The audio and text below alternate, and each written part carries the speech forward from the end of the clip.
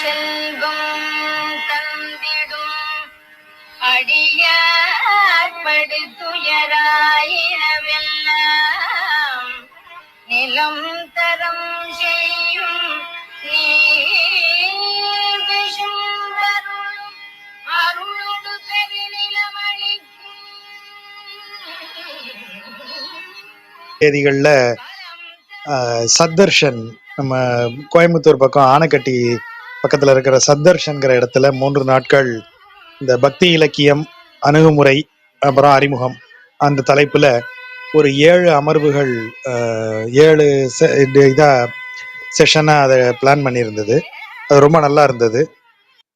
நம்ம நண்பர்கள் எல்லாரும் அங்கே இல்லையே நினச்சிக்கிட்டேன். வேற ஒரு வாய்ப்பு இருந்ததுன்னா நம்ம நண்பர்கள் எல்லாருக்கும் அந்த செஷனை பண்ணலாம். ஏன்னா நம்ம வைணவத்தை நிறைய பேசுறோம். இதுக்கு இணையாவே நம்ம சைவத்தையும் அப்பப்போ லைட்டா தொட்டா கூட சைவ சித்தாந்தத்திற்கும் ஒரு மரபு, பெரிய மரபு இருக்கு. வைணவ மரபை விட சைவ சித்தாந்தம் இன்னும் டீப்பா நிறைய விஷயங்கள் பேசியிருக்காங்க. ஆகவே வைணவ மரபை நம்ம பார்க்குற அதே இடத்துல சைவ சித்தாந்தத்தை குறித்த ஒரு அறிமுகத்தையும் பெற்றுக்கொண்டு சைவ திருமுறைகள்ல இருக்கக்கூடிய பாடல்களையும் பார்த்துட்டு அப்படிதான் அந்த 7 அமர்வு. முதல் அமர்வுல பக்தி இலக்கியமும் பக்தி இயக்கமும் இரண்டும் எப்படி இருக்குன்னு ஒரு அமர்வு. 2வது அமர்வுல வைணவ சித்தாந்தம் என்னங்கிறது. அப்புறம் 3வது அமர்வுல வைணவ பாடல்கள். இது 4000 பாடல்கள் திவ்ய பிரபந்தத்துல இருந்து செலக்டட் சாங்ஸ் மட்டும். அதுக்கடுத்து 4வது செஷன் சைவ சித்தாந்தம் குறித்த செஷன்.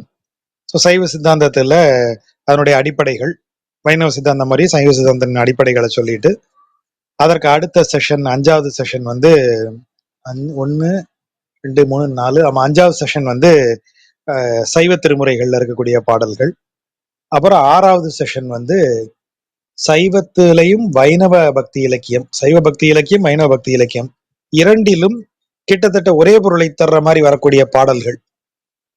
அந்த மாதிரி ஒரு 10 பாடல்கள், 10 10 20 பாடல்கள் ஒன்றுக்கொன்று தொடர்புடையது மாதிரி இருக்கக்கூடிய பாடல்களா 10. அது ஒரு செஷன். அப்புறம் 7வது செஷன் பக்தி இயக்கத்தினுடைய செல்வாக்கு இருக்கு இல்லையா, அது பிற இலக்கியங்களில் எப்படி ரிஃப்ளெக்ட் ஆகுது, கம்பராமாயணத்துல, சிலப்பதிகாரத்துல, அப்புறம் பிற மத இலக்கியங்கள், தேம்பாவாணி, அப்புறம் இது குரங்குடி மஸ்தான் பாடல்கள், இவருடைய தக்கலை வீரப்பாவனுடைய பாடல்கள், இப்படி பிற இதுல எல்லாம் எப்படி பக்தி இலக்கியத்தின் செல்வாக்கு போயிருக்கு அப்படின்னு ஒரு செஷன். ஆக 7 செஷன் ரொம்ப நிறைவா இருந்தது. நல்ல செஷன். அது ரொம்ப வேலை வாங்கினது, கடுமையான ப்ரிப்பரேஷனுக்கு வச்சிருச்சு. இன்னும் கூட சரியா பண்ணியிருக்கணும்னு ஒரு எண்ணம் இருந்துகிட்டே இருக்கு. ஸோ டைம் கிடைக்க அதை மெருகூட்டிகிட்டே இருக்கலான்னு ஒரு ஐடியாவில் இருக்கு. நல்ல செஷன். என்றாவது நண்பர்கள் ஒரு 2 நாட்கள் முழுமையாக இதற்கு ஒதுக்க முடிந்தால், 7 செஷனுக்கு 2 நாளும் கிட்டத்தட்ட முழுமையா ஒதுக்க முடிஞ்சா நாம இத நேர்ல பண்றது பெட்டரா இருக்கும். கூடுமான வரைக்கும் நேர்ல பண்றது பெட்டரா இருக்கும். ஸோ இதை ஒரு ஐடியாவா சொல்லி வைக்கிறேன். நாம 2 நாட்கள் நேர்ல சந்தித்து எந்த டயத்துல செய்ய முடியும், எப்ப பண்ண முடியுங்கிறத நேரம் இருக்கும்போது டிசைட் பண்ணிப்போம். ஆனா நல்ல ரிசல்ட் நல்லா இருந்தது, அதனால சொன்னேன். நம்ம நண்பர்களை தான் நிறைய நினைச்சுக்கிட்டேன். நண்பர்களுக்கு நன்றி. இப்ப நம்ம பாடலுக்குள்ள வரலாமா? எங்களுக்கு அந்த செஷன் வேணும் ஜாஜா, கண்டிப்பா கட்டாயம் பண்ணிடலாம். அடுத்து அதுக்கு ஏதாவது ஒரு இடம் இருந்ததுன்னா. அவர் என்ன சொன்னாருன்னா, ஆனந்த் என்ன சொன்னாருன்னா, சத்தர்ஷன் ஆனந்த், அங்கேயே நீங்க திரும்ப பண்ணுங்க, வாங்க நண்பர்களோட நீங்களே பண்ணலான்னாரு. சரி, அதை யோசிக்கலாம்னு வச்சிருக்கேன். நம்ம அப்புறம் தனியா பேசிப்போம் ஆனந்த், அதை எப்படி பண்ண முடியும்னு. Okay, okay. இப்ப இந்த சிங்கவேல் குன்றம் அப்படின்னு சொல்லப்படுவது இன்றைக்கு ஆந்திராவில் இருக்கக்கூடிய அகோபிலம். அகோபிலத்துல இருக்கக்கூடிய, அகோபிலம்ங்கிறது ஒரு காடு. அந்த காட்டுல நரசிம்மர் அங்கதான் போய் இருந்தார். அதாவது இரணியனை வதம் செய்து விட்டு அவர் அங்க போய் சிங்கவேல் குன்றம் என்று சொல்லப்படுகிற அகோபிலத்துல போய் தங்கிட்டார் அப்படிங்கிறது அங்க உள்ள ஐதீகம். அங்க 9 நரசிம்மர்கள் இருப்பாங்க, நவநரசிம்மர்கள்னு சொல்லுவாங்க. 7 பேர் தான் முதல்ல உண்டு, அதுக்கு பிறகு 2 பேர் சேர்க்கப்பட்டார்கள்ங்கிறதும் ஒரு கதை. ஆனா இந்த நவநரசிம்மர்கள் அப்படிங்கிறதுல ஒவ்வொரு நரசிம்மருக்கும் ஒவ்வொரு விதமான பின்னணியோட அதை சொல்லுவாங்க. ஒருவர் வந்து அந்த இது நரசிம்மனை கொன்ற உக்ரத்தோட வந்து அமர்ந்திருக்கிறார் அப்படின்னு சொல்றது பாவன நரசிம்மர்னு சொல்லுவாங்க. அப்புறம் இன்னொரு நரசிம்மர் வந்து அந்த ஆத்திரம் தீராமல் இருப்பதால் எவ்வளவு பானகம் ஊத்துனீங்கன்னாலும் அதை அப்படியே குடிச்சிட்டே இருப்பாரு அவருக்கு அப்படின்னு சொல்லி ஒன்று. அப்புறம் அந்த அப்புறம் அங்க என்ன அப்படின்னா, அங்க லக்ஷ்மி நரசிம்மராக இருப்பார் அவரு. தாயாரோட இருக்கக்கூடிய நரசிம்மர் ஒருத்தர் இருக்கார். அந்த லக்ஷ்மி பேரு செஞ்சு லக்ஷ்மி.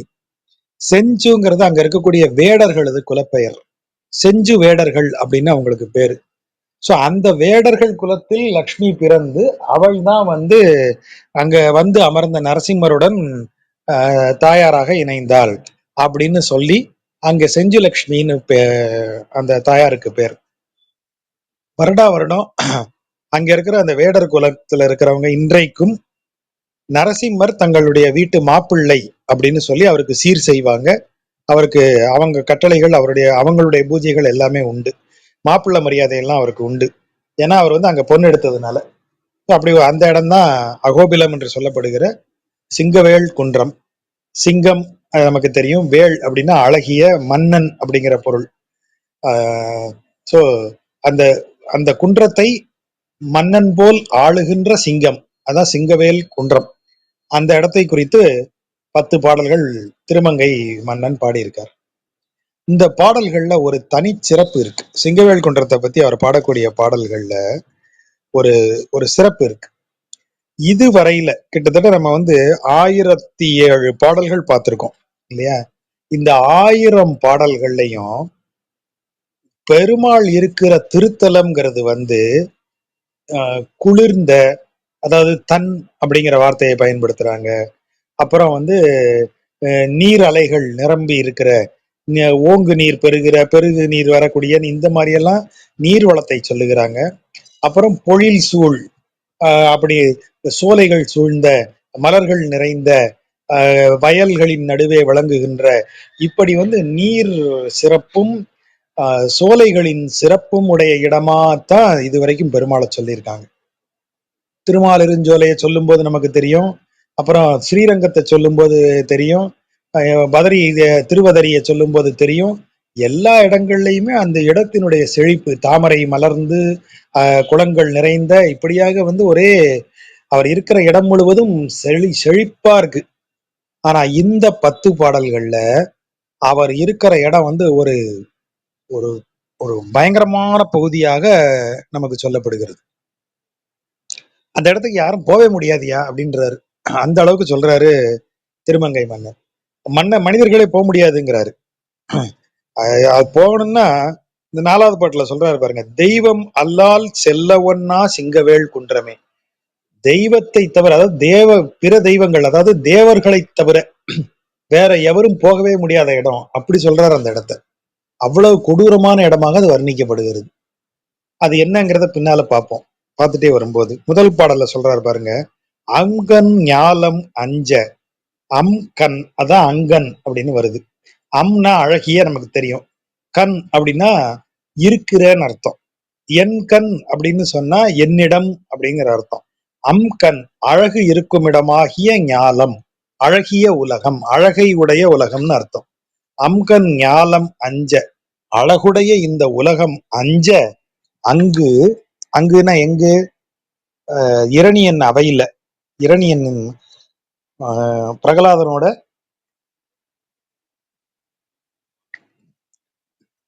பிரகலாதனோட இரணியன் வாக்குவாதம் பண்ண அந்த இடத்துல ஓர் ஆள் அரி ஆய், ஆள் அரி மனிதனும் சிங்கமும் கலந்த உருவமாகி அவுணன் பொங்க. அவுணன்னா அசுரன் அர்த்தம். அசுரன் பொங்க, என்னத்துக்கு பொங்குறான்? ஆஹா, இதை வந்துட்டான். ஏன்னா அவன் பல ஆண்டு காலமா விஷ்ணு தான் என் விரோதி, அவனை அழிப்பதே, விஷ்ணுவை அழிப்பதே என்னுடைய லட்சியம்னு சொல்லிட்டு இருக்கிற ஒரு அசுரன் தான் இரணியன். அப்ப இப்ப இரணியன் முன்னாடி விஷ்ணு நரசிம்ம அவதாரத்துல வந்துட்டாருன்னு தெரிஞ்ச உடனே அவனுக்கு கோபம் பொங்குகிறது. ஆகவே அவுணன் பொங்க, அப்படி அவன் கோபத்துல பொங்கி இவருடன் சண்டைக்கு வரும்போது ஆகம் வள் உயிரால் போழ்ந்த புனிதன் இடம். ஆகம் அப்படின்னா உடல், வள் உயிர், உயிர்னா நகம், வள் உகிர் வலிமை மிக்க நகத்தால் அந்த அசுரனினுடைய உடலை பிளந்து, அதான் போழ்ந்தனா பிளந்தன்னு அர்த்தம். பிளந்த புனிதன் இடம். பிளந்தவன் எப்படி புனிதனாகிறான்? நம்ம இப்ப இதுக்கு சைவ இலக்கியத்துக்கு போனோம்னா, சைவ சித்தாந்தத்துக்கு போனோம்னா இது ரொம்ப பிரமாதமா இதை சொல்லியிருப்பாங்க. இறைவனுக்கு எண்குணம்னு சைவம் இது பண்ணுது, வரையறுக்கிறது. அதாவது அவனை நிர்குணமாக இருக்கக்கூடிய அவன் சகுனமாக மாறுவான். நம்ம ஏற்கனவே பார்த்த மாதிரி பரம்ல இருக்கிற தெய்வத்துக்கு குணபாவங்கள் கிடையாது. ஆனா அவன் வியூகத்துக்கு வரும்போது சில குணங்களோடு இருக்கிறான் வைணவத்துல. அதே மாதிரி அங்க சைவத்துல சிவம் பரசிவமாக இருக்கும்போது அதுக்கு எந்த பதித்துவம்னு சொல்லுவாங்க. அப்படி பதியாக இருக்கும்போது அவருக்கு அவருடைய சொரூப நிலைன்னு பாங்காத சொரூப நிலையில அவருக்கு எந்த குணமும் கிடையாது. ஆனா சொரூப நிலையிலிருந்து அவர் தடத்த நிலை என்று சொல்லப்படுகிற நிலைக்கு மாறுவாரு. அப்படி மாறும்போது அவருக்கு குணங்கள், அவர் புனைவார். குணங்கள் உடையவர் அல்ல, அவரு குணங்களை புனையக்கூடியவர். அதை ஒரு ட்ரெஸ் மாதிரி போட்டுப்பாரே தவிர அது அவருடைய இயல்பு கிடையாது. அப்ப அந்த மாதிரி புனையும் போது அவருக்கு 8 குணங்கள் உண்டு. அவர் புனைவது 8 குணங்கள் அப்படின்னு எல்லாம் அதுக்கு சொல்லக்கூடியது. அதுல ஒன்று விசுத்த தேகம் அவருக்கு, அவருடைய இயல்புல. அது என்ன விசுத்த தேகம் அப்படின்னா, அவருக்கு தூய உடல். அவர் எந்த செயலை செய்வார், சுடுகாட்டுல போய் மண்டை ஓட்டுல இறந்து உண்ணக்கூடியவர், சுடுகாட்டின் சாம்பலை பூசிக்கொண்டு திரியக்கூடியவர். ஆனால் மிக தூய தேகமுடையவர் அவர். அவர் செய்யும் செயல்களால் அவருடைய தேகம் மாசு அடையாது. அதான் விசுத்த தேகம். அப்ப இவன் அத மாதிரி இங்க ஒரு அசுரனை பிடித்து அவனோட போரிட்டு அவன் உடம்ப 2ஆ பிளந்து போட்டிருக்காரு. அப்படி இருந்தும் அவர் புனிதனாக கருதப்படுகிறார். அப்படிப்பட்ட புனிதன் இருக்கக்கூடிய இடம். அந்த புனிதன் இருக்கிற இடம் எப்படி இருக்கு? பைங்கன் ஆனை கொம்பு கொண்டு, பைங்கன்னா பசுமையான கண்ணுன்னு ஒரு பொருள் சொல்லுவாங்க. ஆனா இந்த பசுமைங்கிறது கருமைங்கிற பொருள்லையும் வரும், கரிய கண்களை கொண்டங்கிற பொருள்லையும் எடுக்கலாம். ஏன்னா யானைக்கு பச்சை கண்ணுங்கிறதுல ஒரு ஒரு ஒரு பொருந்தாத்தன்மை இருக்கு. பசுமை நிறைந்த அப்படின்னா குளுமையான அர்த்தம். இந்த இடத்துல பைங்கன்னா கருமை நிறக்கண் அல்லது குளுமையான கண்களை கொண்ட ஆனை கொம்பு, யானையினுடைய தந்தத்தை எடுத்துட்டு செங்கன் ஆழி, சிவந்த கண்களை உடைய ஆழி. ஆழினா பொதுவா யாழி என்கிற மிருகம் புராதன மிருகம், புராணத்துல சொல்லப்படுகிற மிருகம். ஆனால் இந்த இடத்துல அது யாரை குறிக்கும் என்றால், யானையை கொன்று அந்த தந்தத்தை எடுத்து வருவதால் அது சிங்கத்தை குறிக்கக்கூடிய சொல். அந்த சிங்கம் யானையினுடைய கொம்பை எடுத்துட்டு இறைஞ்சும், இறைஞ்சும் அப்படின்னா வணங்கும். யார வணங்கும்? பத்திமையால். பத்திமையால்னா பக்தியால் அர்த்தம். அடி கீழ், திருவடி கீழ். அதாவது பைங்கன் ஆனை கொம்பு கொண்டு செங்கன் ஆழி பத்திமையால் அடிக்கீழ் இட்டு இறைஞ்சும் சிங்கவேள் குன்றமே. அங்க இருக்கிற சிங்கம் அங்க இருக்கிற யானையினுடைய தந்தங்களை எடுத்துட்டு அதை அங்க அமர்ந்திருக்கக்கூடிய நரசிம்மருடைய திருவடிகளில் வைத்து வணங்கும் அப்படின்னு சொல்றாங்க.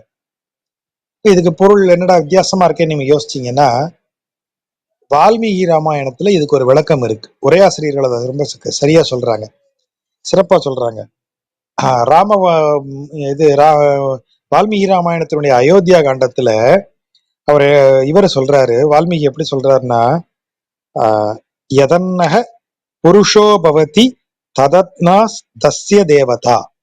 அதாவது யதன்னக, அதாவது இதுக்கு என்ன பொருள்னா, எந்தெந்த உயிர்களுக்கு எது எது உணவாகுமோ அந்தந்த உயிர்கள் அந்த உணவை கொண்டு தம் தேவதைகளை ஆராதிக்கும். இப்போ எதுக்கு எது உணவோ அந்த உணவை கொண்டுதான் அந்த உயிர்கள் தெய்வத்தை ஆராதிக்கும் அப்படின்னு சொல்றாங்க.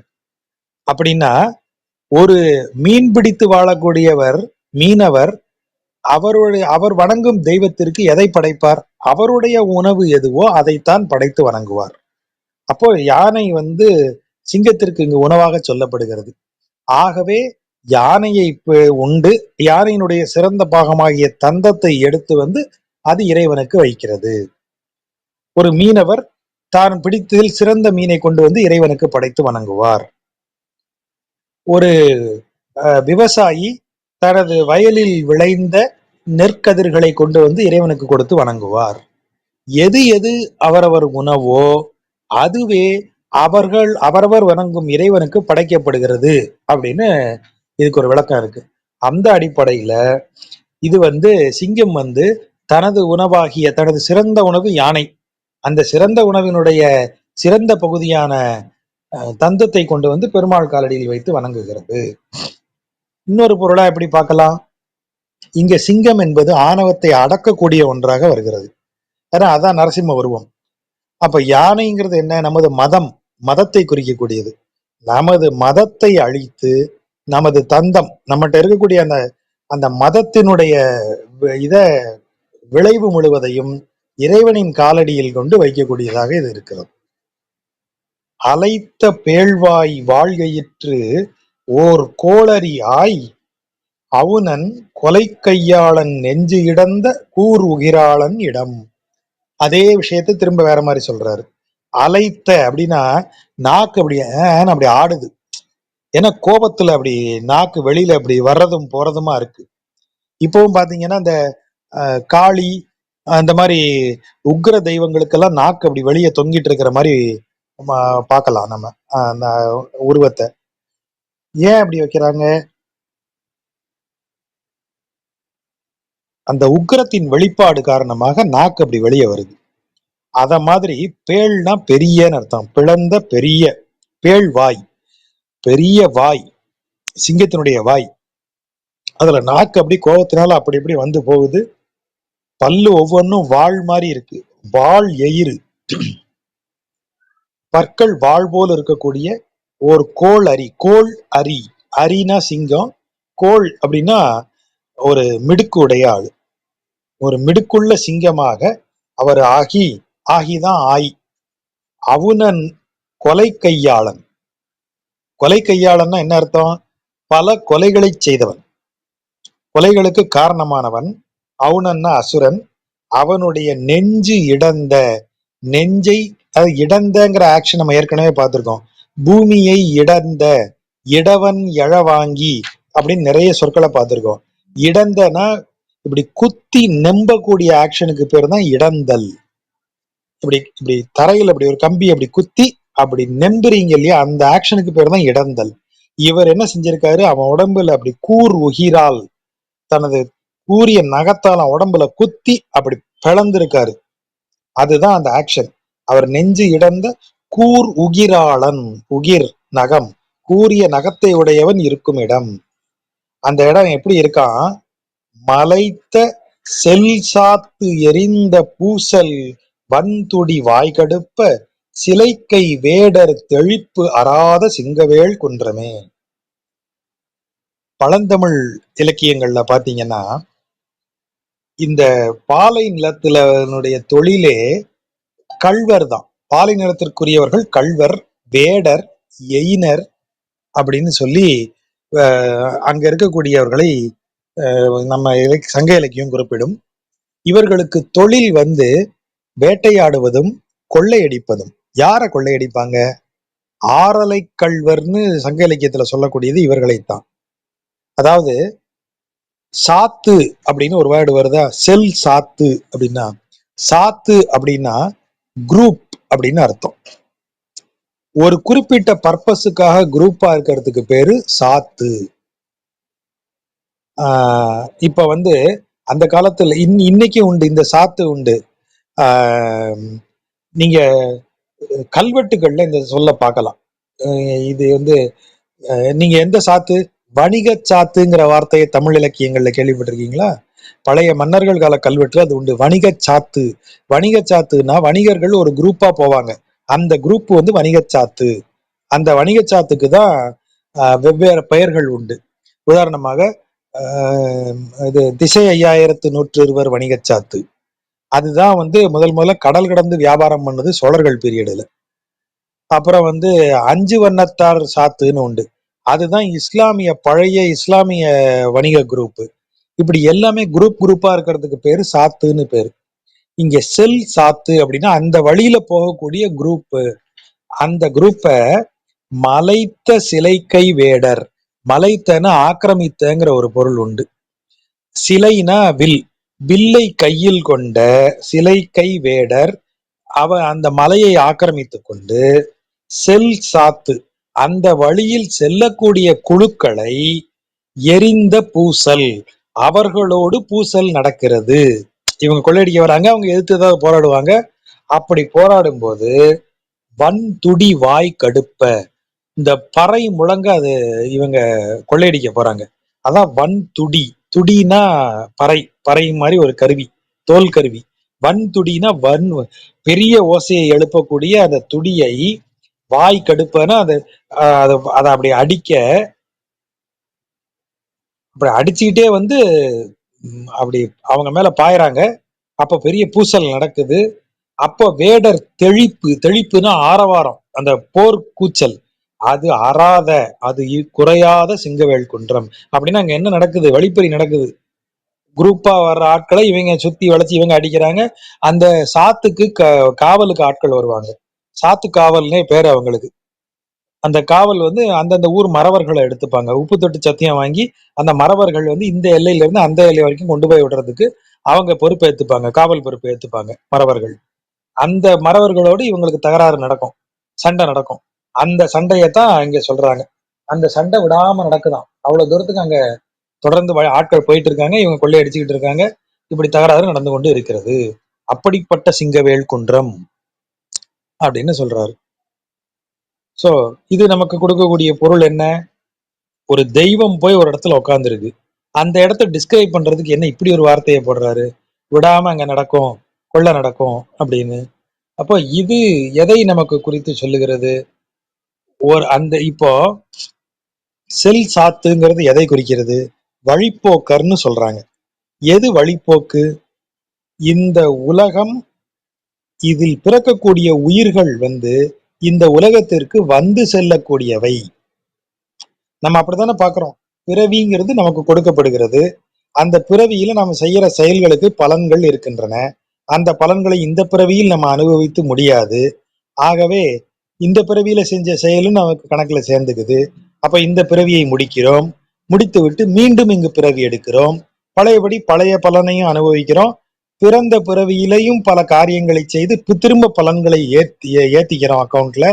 இதற்காக இன்னொரு பிறவி எடுக்கிறோம். இப்படி வந்து வந்து போயிட்டு இருக்கோமே நாம இந்த பூமியில பிறவியாக. அப்ப நாம தான் வழிப்போக்கர்கள். அப்ப இந்த வழிப்போக்கர்களது செல்வமாக இருக்கக்கூடியவற்றை, இந்த வழிப்போக்கர்களது செல்வம் என்னது? ஆண்டவன் நம்மளை அனுப்பும் போதே சொல்லிதான் அனுப்புறான். அப்பா, உனக்கு நான் புலன்களை கொடுத்திருக்கிறேன், அறிவை கொடுத்திருக்கிறேன். புலன்களை இயக்குவதற்கான அறிவு, அந்த கரணம் இல்லையா? கரண கலையபரம்னு சொல்றோம் இல்லையா?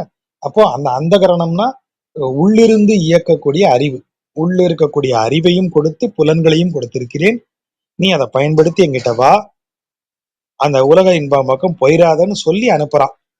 நாம என்ன செய்யறோம்? அந்த இறைவனின் அன்புங்கிற செல்வத்தோட வர்ற நாம இந்த வேடர்கள், சிலை மலைத்த சிலைக்கை வேடர்கள், அங்கு நிறைந்து இருக்கக்கூடிய இந்த உலகை ஆக்கிரமித்து கொண்டிருக்கக்கூடிய புலனின்பங்களாகிய விஷயங்கள் நம்மை வந்து வலிமையுற தாக்கி நம்மிடம் இருக்கும் செல்வத்தை எல்லாம் அவை கொள்ளை கொள்ளுகின்றன. அது விடாமல் நிகழ்ந்து கொண்டு இருக்கின்றது அப்படின்னு நம்ம ஒரு பொருள் எடுக்கணும். ஏய்ந்த பேழ்வாய் வாழ்யையிற்று ஓர் கோளரியாய். ஏய்ந்தனா பொருந்திய, பேழ்வாய் வாழ் எயிற்று, வாயும் பல்லையும் சொல்றாரு. பேழ்வாய் பெரிய வாய், வாழ் எயிற்று, எயிருங்கிறது எயிற்று, அதாவது வாழ் போல கூறிய பற்கள். இப்போ சின்ன வாயாகவும் அதுல பெரிய பல்லாவும் இருந்தா அது எப்படி மேட்சா இருக்குமா?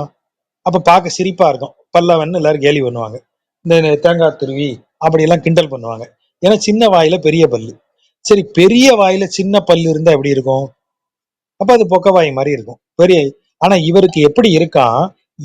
இந்த பெரிய வாயாகவும் அந்த வாய்க்கு பொருந்திய பெரிய கூரான வாழ் போன்ற பற்களும் கொண்டவராக அவர் இருக்கிறார். அதுதான் பேழ்வாய் ஏய்ந்த வாழ் எயிற்று அப்படின்னு அதை வாசிக்கணும்.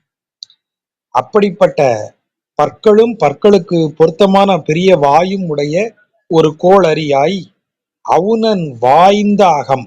வாய்ந்த ஆகம், ஆகம்னா உடல், வாய்ந்த ஆகம்னா வலிமையான உடல். ஆள் நல்ல உடம்பு நல்லா வச்சிருக்குப்பா அவனுக்கு அப்படின்னு சொல்லுவாங்க இல்லையா, அது வச்சிருக்கு இல்ல, வாய்ச்சிருக்குங்கிறது தான். வாய்த்திருக்கிறது அப்படிங்கிறது தான் வாய்ச்சிருக்குன்னு ஆகி வச்சிருக்குன்னு ஆயிடுச்சு. நல்ல உடல் வாய்த்திருக்கிறது அவனுக்கு அப்படின்னா அமைஞ்சிருக்கு அவனுக்கு. நல்ல அசுரனுடைய உடல், ஏன்னா அவன் பெரிய வீரன் இல்லையா, உலகையே வென்று விட்டான், தேவர்களை வென்று எல்லாரையும் வென்று எங்க விஷ்ணுன்னு தேடிட்டு இருக்கான். அப்ப அவனுடைய உடல் எப்படி இருக்கும்? நல்ல வாய்ந்த ஆகம், நல்ல வலிமை வாய்ந்த உடல். அதை வள் உகிரால் வகிர்ந்த அம்மானது இடம். பகிர்தல், இப்படி குறுக்க கோடு போட்டு இப்படி ரெண்டா பிளக்கிறது. இப்படி ஒரு நடுவுல ஒரு கோடு போட்டு இப்படி ரெண்டா பிளக்குனீங்கன்னா அதுதான் வகிர்தல் அப்படிங்கிறதுக்கு அர்த்தம். கத்திரிக்காய் எப்படி வெட்டுறீங்க? அப்படி மேல தலையில காம்பை எடுத்துட்டு தலையில இருந்து குறுக்க ஒரு கட்டு, கரெக்டா கத்திரிக்காய் ரெண்டா பிரிஞ்சிருதா, அதுக்கு பேர் தான் வகிர்தல். கரெக்டா ரெண்டா நடுவு சென்டர்ல ஒரு வெட்டி வெட்டி ரெண்டா பிரிச்சு போடுறது, அதுக்கு தான் வகிர்தல். எத்தனை ஆக்ஷன் ஒவ்வொன்றுக்கும் எப்படி எப்படி சொல்லு உட்காருது பாருங்க தமிழ்ல. இதுக்கு முன்னாடி இடந்தல், போழ்ந்த, போழ்தல், இடந்தல், வகிர்தல். போழ்ந்தங்கிற சொல் ரொம்ப இம்பார்ட்டன்டான சொல். நேர இப்ப கோவலனை எப்படி வெட்டுனாங்க அப்படின்னு கேட்டா சிலப்பதிகாரத்துல போழ்ந்தேங்கிற வார்த்தையை தான் போடுறாங்க. நடு மண்டையில நச்சுன்னு வெட்டியிருக்காங்க, தலைய தனியா வெட்டல, நடு மண்டையில இறக்கிட்டாங்க. அதனால மண்டை ரெண்டா, கழுத்து வரைக்கும் மண்டை ரெண்டா பிளந்துருச்சு, உச்சந்தலையில அப்படி இறக்கிட்டாங்க. அதான் போழ்ந்தேங்கிறதுக்கு அதான் அர்த்தம். இங்க வகிர்ந்த ரெண்டா பிரிச்சுட்டு அவன் பாடிய ரெண்டா கிழிச்சிட்டாரு, நெடுகு வாக்குல ரெண்டா எடுத்துட்டாரு. அம்மான், அம்மான்னா அன்பிற்குரியவன், அன்பிற்குரியவன் இருக்கும் இடம். அந்த இடம் எப்படிப்பட்ட இடம்? ஓய்ந்த மாவும். மாவு, மா அப்படின்னா விலங்குகள்னு பார்த்திருக்கோம். இந்த மாங்கிறதுக்கு முன்னையும் பின்னையும் ரெஃபரன்ஸ் வரலன்னா அது விலங்கை குறிக்கும். வலிமைக்கு ரெஃபரன்ஸ் வந்தால் மா என்பது சிங்கத்தை குறிக்கும். அதே தான் புல்லுக்கும் பார்த்தோம். புல்னா பறவை, எதுவும் சொல்லலைன்னா பொதுவான புல்லினங்கள், பறவை இனங்கள். வலிமையை குறிப்பிட்டு புல் என்று வந்தால் அது பறவைகளின் அரசனான கருடனை குறிக்கும். ஸோ இந்த இடத்துல ஓய்ந்த மா வீர ரெஃபரன்ஸா வரல, எந்த விலங்குங்கிற ரெஃபரன்ஸும் வரல. ஆகவே பொதுவாகவே இது உயிரினங்கள் என்று கொள்ளப்பட வேண்டும். ஓய்ந்த மாவும், அதாவது ரொம்ப டயர்டான, கிட்டத்தட்ட இறக்கும் தருவாயில் இருக்கக்கூடிய மா விலங்குகளும். உடைந்த குன்றும், இப்ப போனீங்கன்னா கூட ஆந்திரா பக்கம் கல்குவாரிகள் ஜாஸ்தி, மலையே யாரோ உடைச்சு போட்ட மாதிரி அங்கங்க உடஞ்சு உடஞ்சு கிடக்கும். அது அப்பவே அப்படிதான் இருந்திருக்கு. அதான் உடைந்த குன்றும். அது மட்டுமின்றி அன்றியும் நின்று அழலால் தேய்ந்த வேயும். நின்று அழலால், அழல்னா வெப்பம், வெக்கைன்னு நம்ம சொல்றோம் இல்லையா, த ரேடியேஷன், அதுக்கு பேர் தான் அழல். நெருப்பு இல்ல, நெருப்பிலிருந்து வீசக்கூடிய அந்த சூடு, அதுக்கு பேர் தான் அழல். அந்த அழல் நின்று அடிக்குது அங்க வெயில். ஆந்திரா வெயில் இன்னைக்கு மட்டும் இல்ல, ஆழ்வார் காலத்திலயும் ஃபேமஸ். அப்படி நின்று அடிக்கிற வெயிலால தேய்ந்த வேயும், வேயினா மூங்கில், மூங்கில் அந்த வெயில்னால பட்டு போயிருச்சு, தேய்ந்து போய்விட்டதுன்னா காய்ந்து விட்டது. அல்லது இதை தவிர வேற எதுவும் இல்லை அங்க, அல்லது அதை தவிர வேற எதுவும் இல்லை. எப்படி இருக்கு அந்த இடம்?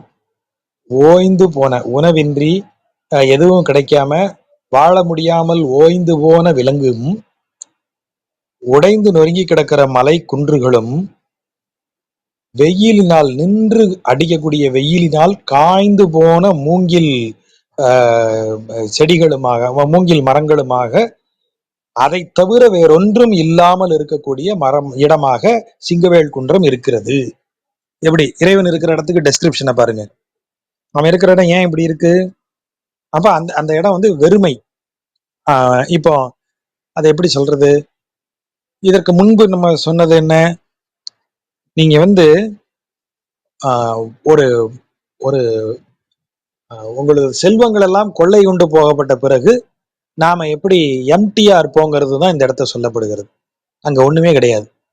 செல்வங்கள் கொள்ளை கொண்டு போனப்பட்ட பிறகு நாம ஓய்ந்து வாழ்க்கையில இந்த போராட்டங்களை எல்லாம் போராடி கடைசியா எப்படிதான் இருப்போம்? ஓய்ந்த ஓய்ந்த மாவு நாம தான். உடைந்த குன்று, ஆணவம், அந்த இதெல்லாம் கல் மாதிரி இறுகி இருக்கிற ஆணவத்திலிருந்து அனைத்தும் உடைந்து நின்று அழலால் தேய்ந்த வேய். மூங்கில் வேகமாக வளரக்கூடியது. உலகத்திலேயே வேகமாக வளரக்கூடியது மூங்கில் தான். அது புல் வகையைச் சேர்ந்தது. மரம்னு சொல்றது அதனுடைய வளர்ச்சியின் வேகத்தை, உயரத்தை பொறுத்து மரம் என்று அது சொல்லப்படுகிறதே தவிர அது மர இனம் இல்ல, புல் இனம்.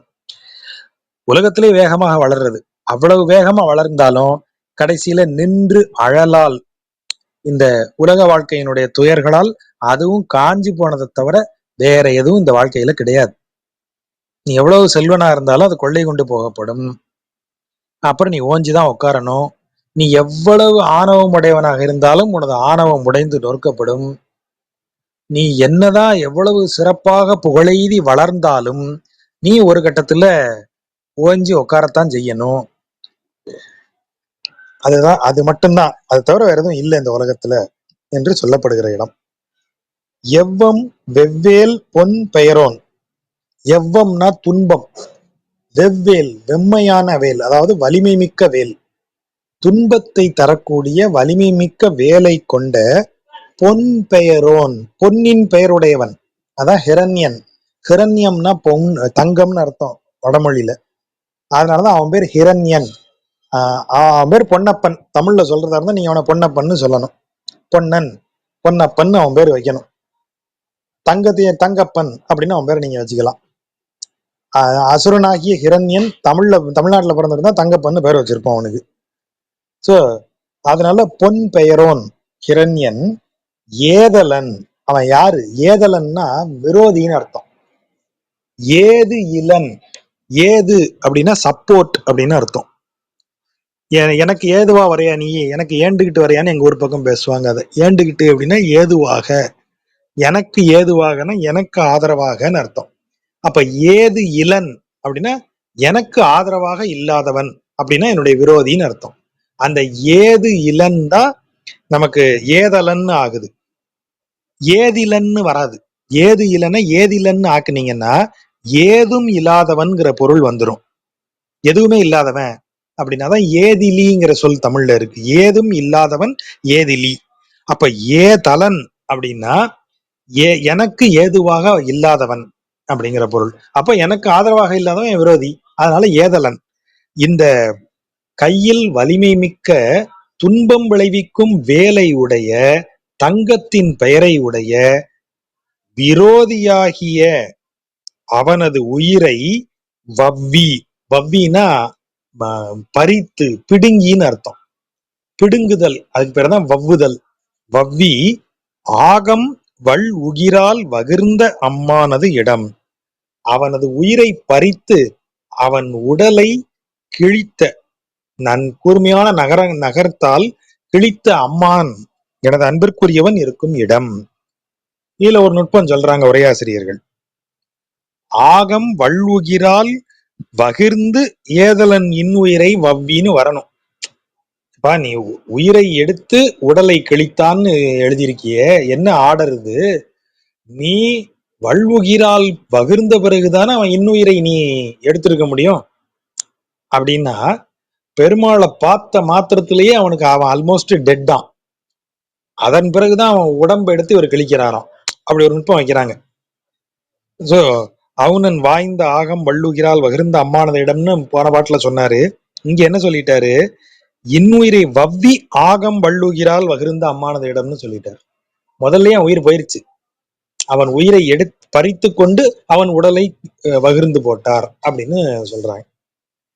கவ்வும் நாயும் கழுகும் உச்சி போதோடு கால் சுழன்று தெய்வம் அல்லால் செல்லவண்ணா சிங்கவேல் குன்றமே.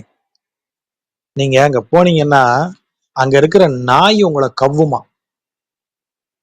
இந்த நாய் கவ்வி நாம அப்படியே மயங்கி விழுந்துட்டோம்னா கழுகுகள்லாம் நம்மளை கொத்தி தின்னுருமா. இது ரெண்டுக்கும் தப்பிச்சிட்டோம்னா கூட உச்சி போதோடு, அது உச்சி வெயில் அடிக்கிற மாதிரி அங்க எப்ப பார்த்தாலும் வெயில் அடிக்குமா.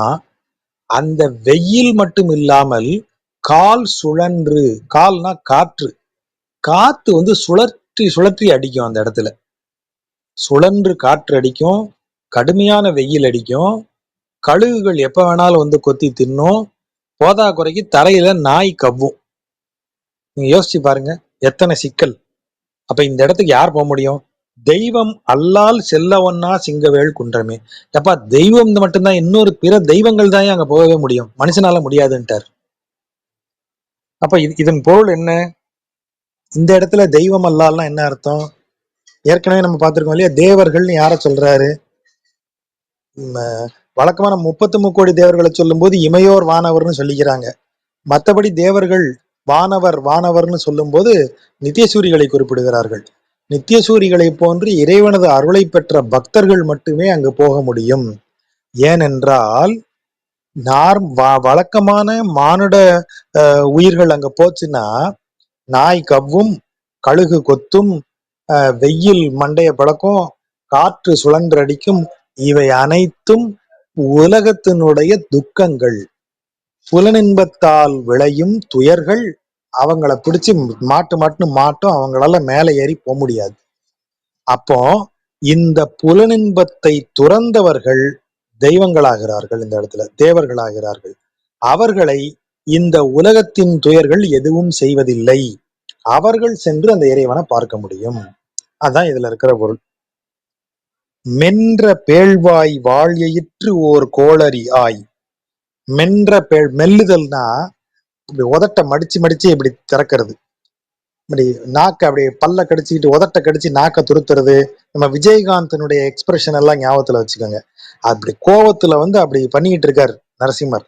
அப்படிப்பட்ட பெரிய வாயை உடைய, வாழ் எயிற்று நல்ல கூர்மையான பற்களை உடைய, ஒரு கோள் அரியாகி மிடுக்குள்ள ஒரு சிங்கமாகி, அவுணன் பொன்றனா முடிந்தன்னு அர்த்தம், பினிஷ்டுன்னு அர்த்தம். பொன்றுதல் அப்படின்னா பினிஷ்டு, முடித்தல்னு அர்த்தம், நிறைவுங்கிற பொருள்ல வரும். அவுணன் பொன்ற, அவுணனை முடித்த. எப்படி முடித்தார்? ஆகம் வல்உகிரால் போழ்ந்த புனிதன் இடம். அசுரன் பொன்ற, அசுரன் முடியும்படியாக தனது கூர்மையான நகங்களால் அவனது உடலை போழ்ந்த புனித இடம், அவன் இருக்கும் இடம் இது. இந்த இடத்துல அவர் எப்படி, அந்த இடம் எப்படி இருக்கு? நின்ற செந்தி மொண்டு சூறை காற்று அங்க நின்று, ஏற்கனவே முன்னாடி பார்த்தோம் இல்லையா, உச்சி போதோடு அப்படின்னு அந்த இடத்துல சொன்னோம். அதுக்கு முந்தின பாட்டுல நின்று அழலால் அப்படின்னு ஒரு வார்த்தை சொன்னாரா? 3வது பாட்டுல நின்று அழலால், நின்று அடிக்கிற வெயில்.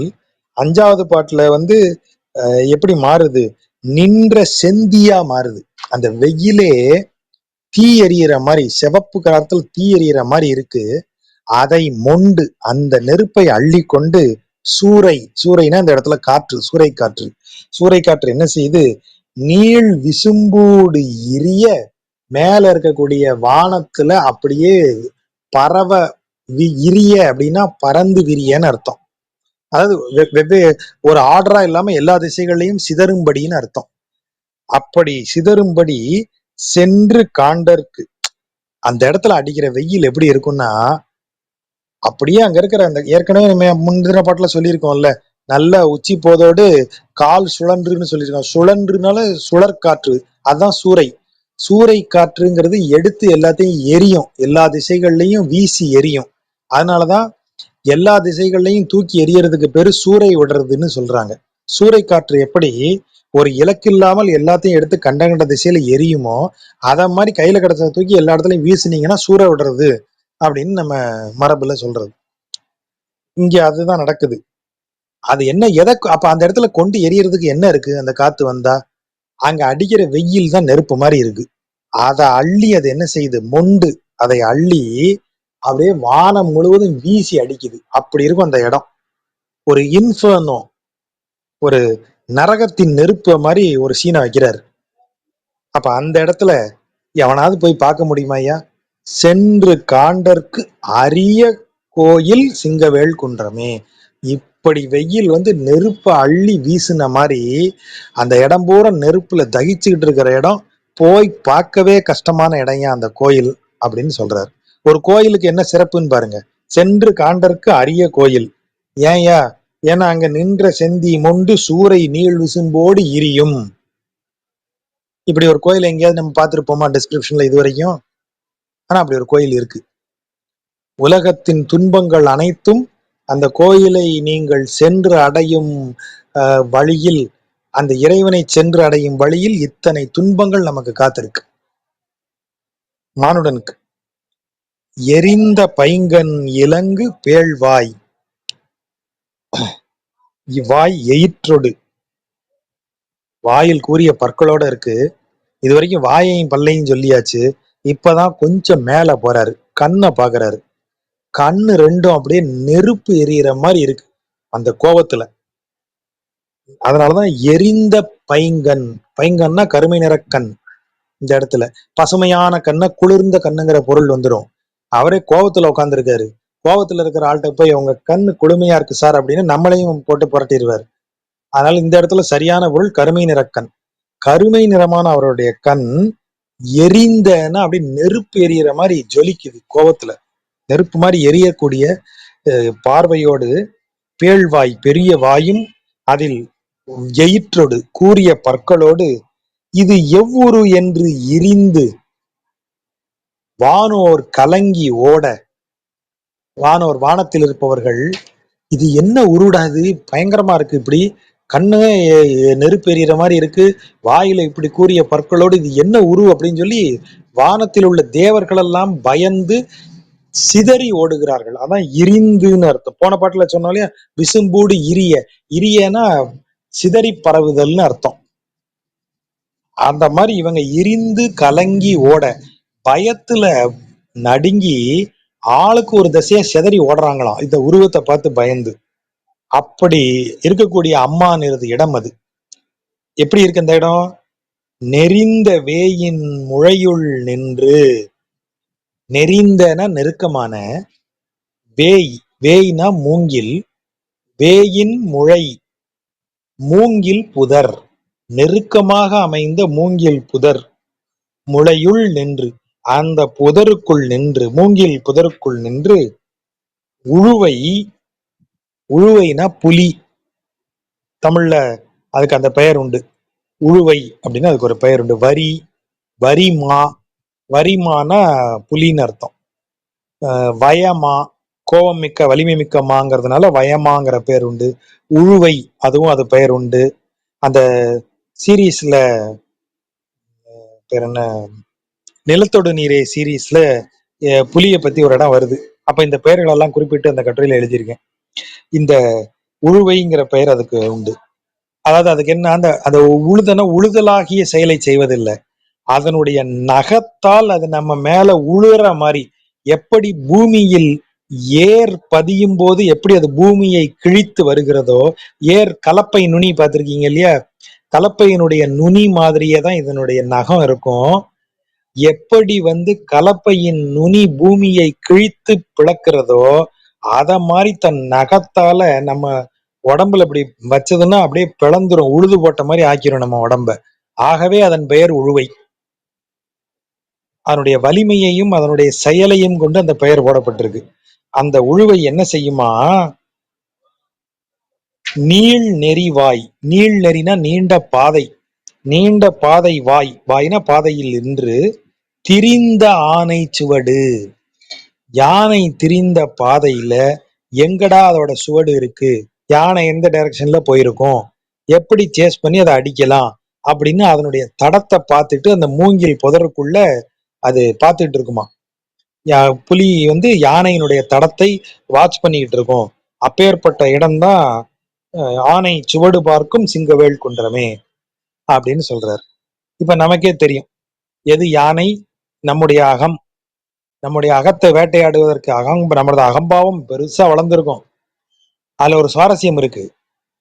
இந்த பாதைன்னு சொல்ற இல்லையா, நீள் நெறிவாய், நீள் நெறிவாய், நீண்ட பாதை. நெறினா இந்த இடத்துல வழின்னு அர்த்தம். நம்ம அதான சொல்றோம், வழிமுறை தான் நெறிமுறை. ஒருவர் எப்படி நடந்து கொள்ள வேண்டும் அப்படிங்கிறது தான் நெறி. நெறினா அப்ப நடத்தல். எதுல நடப்ப? பாதையில நடப்ப. அப்ப நெறிங்கிறது நடக்கிற பாதை ஒருவர் ஃபாலோ பண்ண வேண்டிய பாதை. நீள் நெறி, நீண்ட பாதை, வாய் அந்த பாதையில் அப்படின்னு அர்த்தம். யானை தான் காட்டுல பாதை போடக்கூடிய விலங்கு. யானையை தவிர வேறு விலங்குகள் பாதை போடாது. காட்டுல ஒத்தையடி பாதையாக உருவாகுறது எல்லாமே யானை போற பாதை. ஒரு மூங்கில் புதர் இருக்குன்னா யானை போன வழியிலேயே தான் நீங்க போகணும். அப்பதான் அந்த மூங்கில் இதுக்குள்ள இருந்து வெளியே வர முடியும். இல்ல மேஸ் மாதிரி ஆயிரும், அது சுத்தி சுத்தி விட்டுரும். அதனாலதான் யானை போன தடம் பாதைன்னு சொல்லுவாங்க. யானை கூட்டமா தான் போகும். 10 யானை வரிசையா காட்டுல ஒரு ஒரு இடத்துக்கு ஒரு வழியா போச்சுன்னா அந்த இடம் கிளீனா ஒரு பாதை மாதிரி ஆயிரும். மரங்கள் எல்லாம் விலக்கப்பட்டு கீழே தரையில வந்து ஒரு 10 யானை நடந்ததுனால அந்த இடம் சமதளமாகி அந்த இடம் ஒரு மாதிரி இந்த புல்டோசர் ஓட்டின மாதிரி கிளீனா ஆயிரும், இந்த ரோடு ரோலர் போட்டு விட்ட மாதிரி. ஆகவேதான் யானை தான் பாதை சமைக்கும் காட்டுல. இப்ப யோசிச்சு பாருங்க, யானை எந்த இடத்துல வந்து பாதைக்கு போடும்? அது மூங்கிலை விரும்பி சாப்பிட வரும். அப்ப மூங்கிலை சாப்பிட வர்ற இடத்துல அது எப்படி போயிருக்கும் அப்படின்னு புலிய பாதை வேட்டையாடணும்னா எங்க வரணும்? அது சாப்பிடுற இடத்துக்கு வரணும். அதுதான் அந்த மூங்கிலுக்குள்ள அது ஒளிஞ்சு நிக்கிறதுக்கான காரணம். எங்க ஒளிஞ்சு நிக்குது அந்த புலி? நெறிந்த வேயின் முழையுள் நின்று, நெருக்கமாக இருக்கிற கூடிய மூங்கிலுக்குள் அது பதுங்கி நிற்கிறது. புலி பதுங்கி நின்று யானை வந்து பாதையில அதனுடைய சுவடு எப்படி இருக்குன்னு பாக்குது. அப்ப எவ்வளவு நுட்பம் பாருங்க. யானை காட்டுக்குள்ள எப்படி தெரியும்? யானை தான் பாதை போடும். யானையை மூங்கில விரும்பி சாப்பிடும். யானையை சாப்பிட விரும்புற, யானையை வேட்டையாட விரும்புகிற புலி அந்த மூங்கிலுக்குள்ள வந்துதான், மூங்கில் புதருக்குள்ள வந்துதான் ஒளிஞ்சிருந்து யானையை நோட்டம் பார்க்கும். அத்தனை விஷயத்தையும் இந்த 2 வரியில எழுதியிருக்காரு. அப்பேற்பட்ட சிங்கவேல் குன்றம். அப்படியே நம்ம இதற்கு வேறு பொருள் எடுத்து பார்த்தோம்னா, யானை என்பது நம்முடைய அகம். நம்முடைய அகம் திரிந்து எல்லாவற்றையும் வெல்ல வேண்டும் என்ற ஆசையோடு, உண்ண வேண்டும், அனுபவிக்க வேண்டும்ங்கிற ஆசையோட வரும்போது நீங்க மூங்கிலை அனுபவிக்கிற ஆசையோட வருவீங்க. மூங்கிலை சாப்பிடதான் யானை வரும். மூங்கிலை விரும்பி சாப்பிடும் யானை.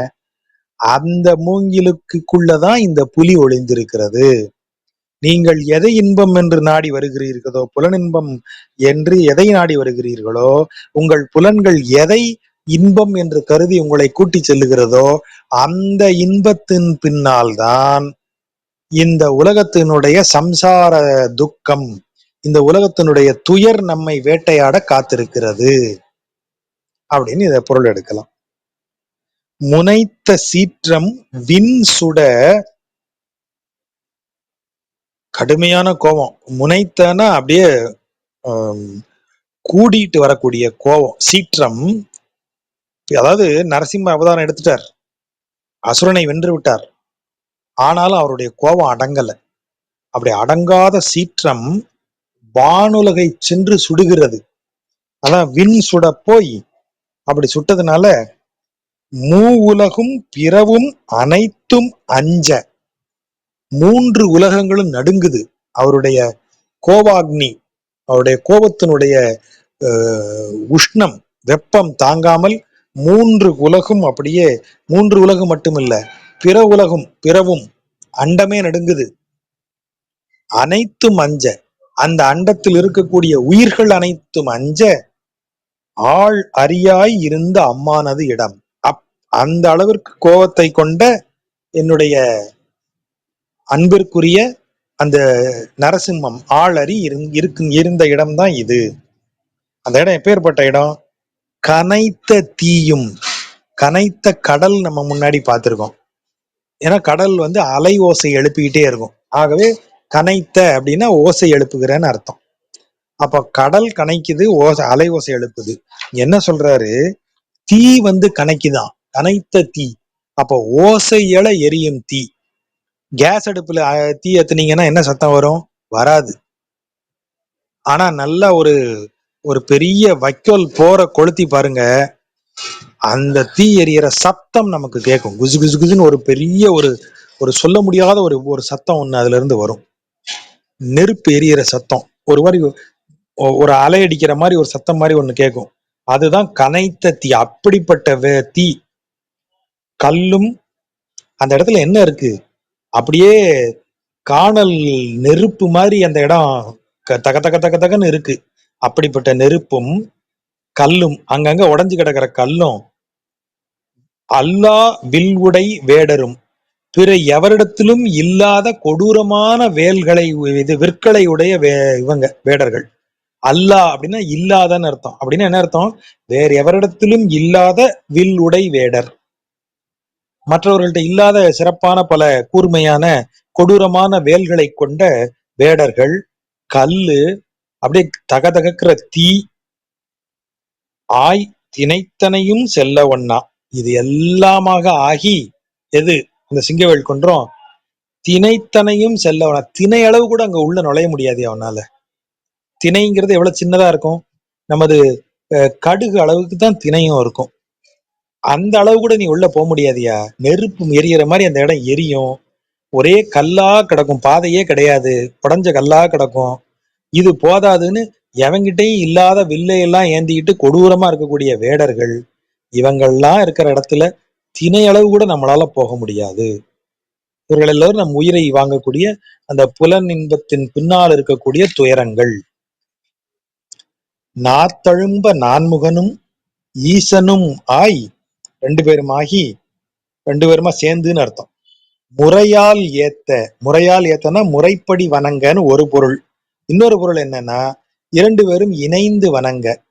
இவர் ஒண்ணு சொல்லி வணங்க, அடுத்து அவர் ஒண்ணு சொல்லி வணங்க, அப்படி மாறி மாறி வணங்க. இப்போ இத முறையால் ஏத்துதல்னா, இப்ப இந்த பிரபந்தம் சொல்லும் போதே, சந்தை சொல்லும் போதே ஒரு பாதி ஒருவரும் இன்னொரு பாதி இன்னொருவரும் சொல்லுவாங்க. இப்ப நான் இப்ப சொல்றேன், நாத்தழும்ப நான் முகனும் அப்படின்னா, எதிர இருக்கிறவர் ஈசனும் ஆய்முறையால், அப்ப நான் அடுத்து சொல்லுவேன், ஏத்த அங்கோர் ஆளறியாய், அவர் சொல்லுவாரு இருந்த அம்மானது இடம். இப்படியேதான் சந்தை சொல்லுவாங்க, மாறி மாறி சொல்லுவாங்க. ஒரு பாட்டை 4 வரியையும் ஒரே ஆள் சொல்ல மாட்டாரு, 4 வரியில பாதி பாதியா பிரிச்சு பிரிச்சு தான் சொல்லிப்பாங்க. அதுக்கு பேருதான் கோஷ்டி. அதுக்குதான் இவங்க என்ன சொல்லுவாங்க, கோஷ்டிக்காரது, ஓ எனக்கு எதிர்கோஷ்டியோ நீ அப்படின்னு கேக்குறாங்க இல்லையா. அந்த எதிர்கோஷ்டிங்கிறதுக்கு பொருள் எதிரி கிடையாது. எனக்கு நான் கோஷ்டி சொல்லும் போது எனக்கு எதிர உட்காந்து கோஷ்டி சொல்றது, வாங்க எனக்கு நான் சொன்னா அவங்க பதிலுக்கு இன்னொன்னு சொல்றது, அதுல இருந்து வந்த வார்த்தை தான் எதிர்கோஷ்டிங்கிறது. சோ நாத்தழும்ப நான்முகனும் ஈசனும் ஆய் முறையால் ஏத்த அங்கு ஓர் ஆளறியாய் இருந்த அம்மானது இடம். இங்க இருக்கிற நரசிம்மனை முறை செய்து முறை வைத்து வணங்கக்கூடியவர்களாக பிரம்மனும் ஈசனும் வந்திருக்கிறாங்க, வந்து வணங்குறாங்க. எப்படி வணங்குறாங்க? தழும்ப, நாவில் தழும்பும்படி அவனை வணங்குறாங்க. அந்த இடம் எப்படி இருக்கு? காய்த்த வாகை நெற்று ஒலிப்ப, வாகை மரம் காய்ந்திருக்கிறது, அதுல இருக்கக்கூடிய காய்கள் எல்லாம் காய்ந்து விட்டது. காய்ந்து விட்டதுனால உள்ள இருக்கிற விதை அந்த மேல இருக்கிற காயோட ஒட்டாம இருக்கும். அதனால என்ன ஆகும்? சலசல சலசலன்னு ஒரு சத்தம் கேட்கும். நீங்க இந்த வாகை மரம் இப்பவும் பார்க்கலாம். வாகையினுடைய காய் சலசலன்னு ஏன் சத்தம் எழுப்புது? ஏன்னா அங்க மேல் தோடு காஞ்சிருது, உள்ள இருக்கிற விதை தனியா பிரிஞ்சிருது. ஆகவே அது சலசல சலன்னு ஒரு சத்தத்தை ஏற்படுத்துது. அதான் வாகை நெற்று. நெற்றுனா காய்ந்தது, காய்ந்த காய், அதான் நெற்று. அது ஒலிப்ப, அது சத்தம் எழும்படியாக. கல் அதர், கல் அப்படின்னா நமக்கு தெரியும், அதர்னா பாதை, வழின்னு அர்த்தம். கற்களால் ஆன பாதை அப்படின்னா என்ன அர்த்தம்? பாதையே கிடையாது, கல்லு மேல கால வச்சுதான் நீ போகணும். அந்த கல் பாதையில வேங்கழை போய் தேய்த்த தீயால், அதுக்கு இடையில அந்த இது முளைச்சிருக்கு, வேய் மூங்கில் முளைச்சிருக்கு, காற்று அடிக்குது. அப்ப இந்த வேங்கலை என்ன செய்யுது? அந்த கல்லுல உரசி தீ பிடிக்குது. கல்லதர் வேங்கலை போய் தேய்த்த தீயால், இது உரசுனதுனால தீ ஏற்பட்டு காட்டு தீ. விண் சிவக்கும், வானம் சிவந்து போற அளவிற்கு அப்படி நெருப்பு எரியுது. அவ்வளவு வெம்மை அங்க இருக்கு. அங்க இருக்கிற மரமெல்லாம் காஞ்சி நெத்து தனியா பிரிஞ்சு ஓசை எழுப்புகிறது. வேங்கலை எல்லாம் காய்ந்து கற்களில் உரசி நெருப்பு பற்றி வானமே சிவக்கும்படி எரியக்கூடிய சிங்கவேல் குன்றம். எல்லாம் அவ்வளவுதான். வாழ்க்கையில ஒண்ணுமே இல்லை, எல்லாம் அப்படி கூடு தனியா ஆடுகிற அளவுக்கு நம்ம போயாச்சு, வேற எதுவுமே கிடையாது அங்க. அப்ப இந்த மாதிரி நேரத்துலதான் இப்படி எல்லாமே தொலைந்து எல்லாம் முடிந்து என் துன்பங்கள் எல்லாம் அனுபவித்து அங்க நீங்க போய் உட்கார்ந்தீங்கன்னா அப்ப அந்த இறைவன் எப்படி அருளுவான்னா அதுக்குதான் இந்த இடத்துல 9வது பாட்டுல ஒரு வழி வைக்கிறாரு. நல்லை நெஞ்சே, எனது நல்ல எண்ணம் கொண்ட எனது நன்மை மிக்க எனது நெஞ்சமே, நாம் தொழுதும் நம்முடை நம்பெருமான், நாம் தொழக்கூடிய நமக்குரியவனாகிய நம் பெருமான் அல்லி மாதர் புல்க நின்ற. அல்லின்னா இந்த இடத்துல தாமரை. நீங்க அல்லின்னா அல்லி மலராச்சேன்னு கேட்க கூடாது, நம்ம கவிஞர்களுக்காக அதை அப்படி மாத்திக்கலாம். அல்லி மலர் அப்படின்னா தாமரை மலர் தாங்க. அல்லி மலர் புல்க நின்ற, அந்த தாமரை மலரில் வந்தவளாகிய தாயாரை புல்க, புல்கனா அணைத்து கொண்டு, புறம்புல்குவான்னு பெரியாழ்வார் பாட்டு பார்த்திருக்கோம் இல்லையா, பின்வந்து கட்டி கொள்ளுதல், புறம்னா பின்னாடி, புல்குதல்னா கட்டி கொள்ளுதல். சோ இங்க அல்லி மாதர் புல்க, தாயாரை அணைத்து கொண்டு நிற்கக்கூடிய 1000 தோழன் இடம். தாயாரை எப்படி அணைச்சிருக்கான்? அவளை புல்குவதற்கு அவனுக்கு ஒரு கரம் பற்றாது, அவளை 1000 கரங்களால் அணைச்சிருக்கான். அதனாலதான் 1000 தோழன், புல்க நின்ற 1000 தோழன், அவளை அணைத்து கொண்டு நிற்கிற 1000 தோள் உடையவன். அப்படின்னா என்ன அர்த்தம்? அப்பேற்பட்ட தாயார் அவ, அவளை அணைக்க அவனுக்கு 2 கை போதுமா? 1000 கைகள் வேணும் உனக்கு. அப்படி தாயாரை வணங்குறது இதுல இருக்கிற நுட்பம். போன 10 பாட்டுலையும் லாஸ்ட் இதே மாதிரி ஒரு இடத்துல தாயாரை கொண்டு வந்து வச்சாரு தெரியுமா? தேனுடை கமல திருவினுக்கு அரசே அப்படின்னு ஒரு பிட்ட போட்டாரு. இதே மாதிரி போன 10ல வந்த 9வது பாட்டுலையும் இதே வேலையை செஞ்சாரு. அப்படின்னா என்ன அர்த்தம்? இறைவனை அணுகும் பாதை எவ்வளவு கொடூரமா இருக்குன்னு இந்த 9 பாட்டுல சொன்னாரு. 10வது பாட்டுக்கு வரும்போது எப்படி வார்த்தையை கொண்டு வந்து போடுறாரு பாருங்க. அல்லி மாதர் புல்க நின்ற 1000 தோழன் இடம். இப்ப நீ என்ன அப்ப என்ன பொருள்? ஒழுங்கா தாயார வணங்குனா தாயார் உன்னைய இந்த துன்பம் எல்லாம் இல்லாம உன்னை நீட்டா அவங்கிட்ட கூட்டு போயிருவா. அதுதான் இதுல இருக்கிற நுட்பம். 8 பாட்டுல அந்த இடம் எவ்வளவு கஷ்டமான இடம், இறைவனின் திருவடியை அடைவது அவ்வளவு கடினம்னு சொன்ன ஆளு இங்க வந்து அப்படியே மாத்துறாரு பாருங்க, பிளேட்டையே மாத்தி போட்டாரு. நல்லை நெஞ்சே, நன்மை மிக்க என் நெஞ்சே, நாம் தொழக்கூடிய நம்முடைய நம்பெருமான், நம்முடைய நம்பெருமான் எவ்வளவு க்ளோஸ் ஆயிட்டே போறாரு பாருங்க பெருமாள். அல்லிமாதர் புல்க நின்ற 1000 தோழன் இடம், 1000 தோள்களை கொண்டு அந்த மலரின் மங்கையாகிய தாயாரை அணைத்து கொண்டு நிற்கும் இடம். இப்ப இந்த இடம் எப்படி மாறுது? தாயாரை அணைச்ச உடனே நெல்லி மல்கி, நெல்லிக்காய் மரங்கள் மல்கினா நிறைந்து, நெல்லிக்காய் மரங்கள் நிறைந்து கல் உடைப்ப, பாறைகளுக்கு இடையில நெல்லிக்காய் மரம் முளைக்குது. அப்படி முளைச்சு அதனுடைய வேர் போற பாதையில இருக்கிற பாறைகளை எல்லாம் உடைச்சு போட்டுருச்சு. எப்பவுமே ஒரு பாறையில வேர் முளைச்சா அந்த பாறையை உடைச்சிரும். ஏன்னா அந்த பாறையோட இடைவெளியில தான் முளைக்கும், இடைவெளியை பெருசாக்கி பாறையை உடைச்சிரும்.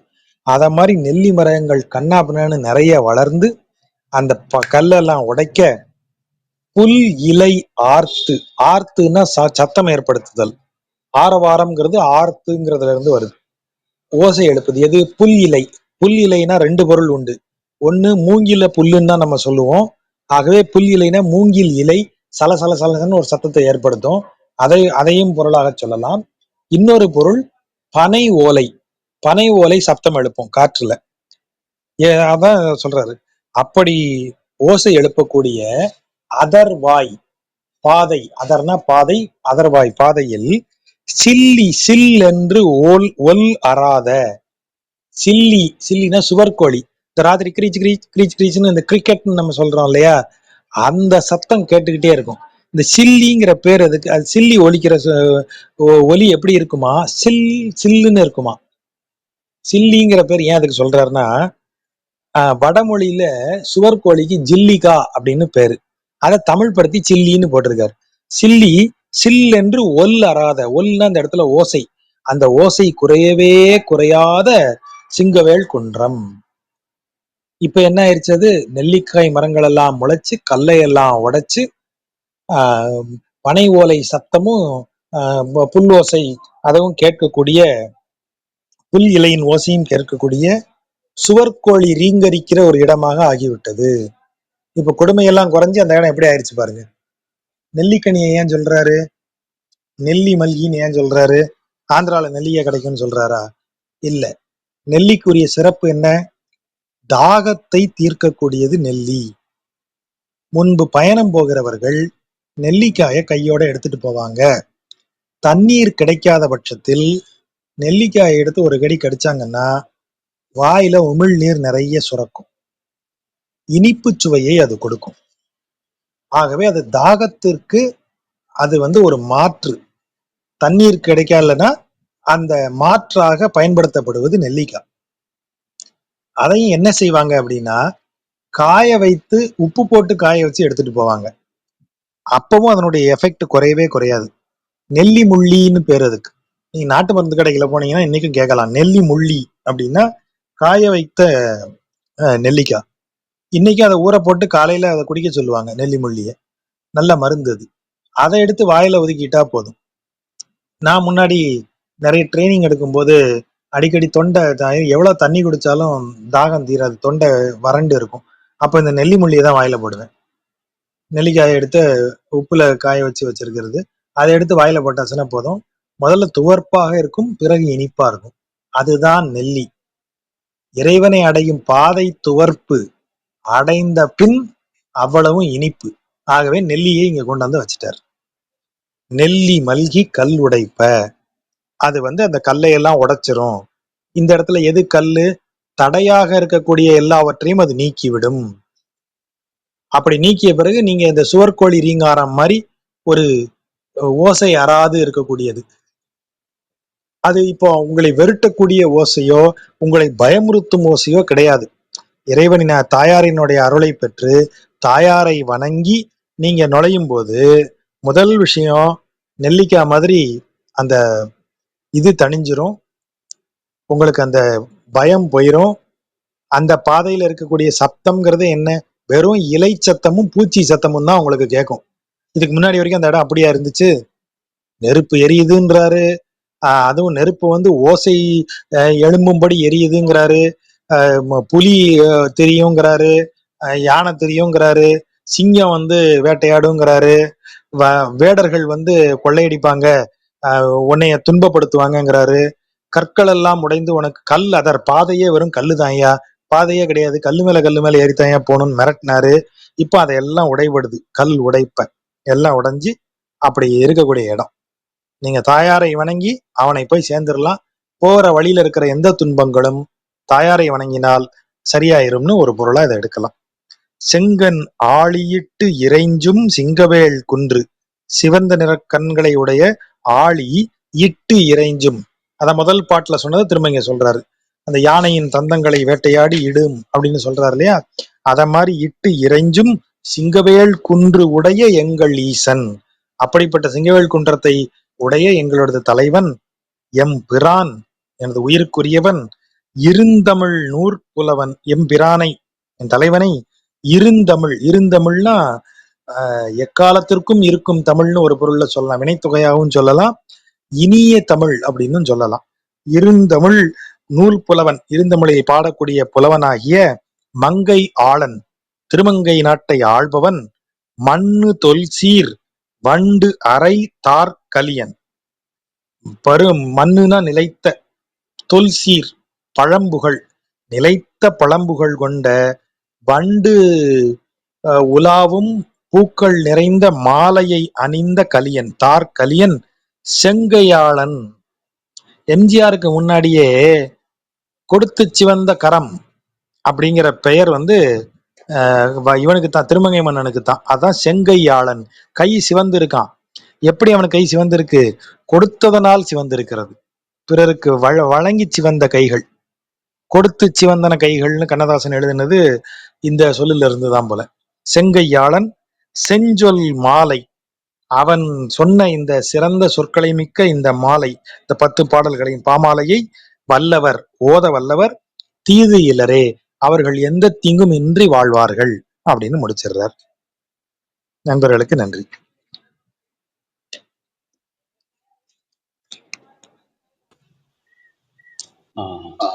தேங்க்ஸ் ராஜா. முதல்ல நாங்களாம் வாசிக்கல, ஏன்னா இது ஒரு பயங்கரமான சூழல் கொடுத்துருக்காரு, இது எப்படி மேலதிகமா அர்த்தம் புரிஞ்சுக்கிறேன்னு யோசிச்சுட்டு இருந்தோம். இப்போ நீங்க எல்லாம் விளக்கிட்டீங்க. அதன் போக சில சொற்கள், புதிய சொற்கள், உழுவை, ஏதலன், அது மாதிரி நல்ல விளக்கம் கொடுத்தீங்க.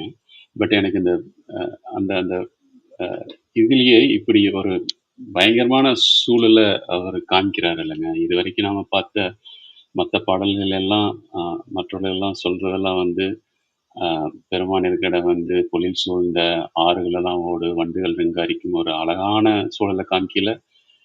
ஒரு சாதாரண மனிதர்கள்லாம் போய் பார்க்கணும்னு ஆசை வரும், போவாங்க. பட் இப்படி ஒரு பயங்கரமான டிஸ்கிரிப்ஷன் கொடுக்கறதுனால அடியவர்களுக்கு மட்டும்தான் இந்த இடமா அப்படிங்கிற ஒரு கேள்வி வருது இல்லைங்க. சாமானியர்களுக்கு இல்லையா அப்படிங்கிற ஒரு கேள்வி வருது இல்லை. அது இறைவனை வணங்குவதற்கு வேற வழிமுறைகள் இருக்கின்றன. சிவனை வணங்குவதற்கு நமக்கு பொதுவாகவே நம்ம மார்க்கங்கள்ல 2 விதமான பொது மார்க்கங்கள் உண்டு. ஒன்னு வாம மார்க்கம், இன்னொன்னு தட்சிண மார்க்கம்னு சொல்லப்படுவது. வாம மார்க்கம்ங்கிறது வந்து சற்று கடுமையான வழிமுறைகளை உடையது.